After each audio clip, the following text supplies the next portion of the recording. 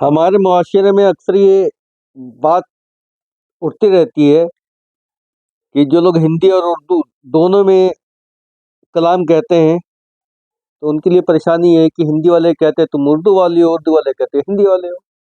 उस पे गज़ल लता हया साहब की है, जो राजस्थान से ताल्लुक़ रखती है, ब्राह्मण परिवार से। अर्ज़ क्या है कि मैं हिंदी की वो बेटी हूँ जिसे उर्दू ने पाला है, हिंदी की रोटी है तो उर्दू का निवाला है, यहीं की बेटियां दोनों यहीं पे जन्म पाया है, सियासत ने इसे हिंदू और मुस्लिम क्यों बनाया है।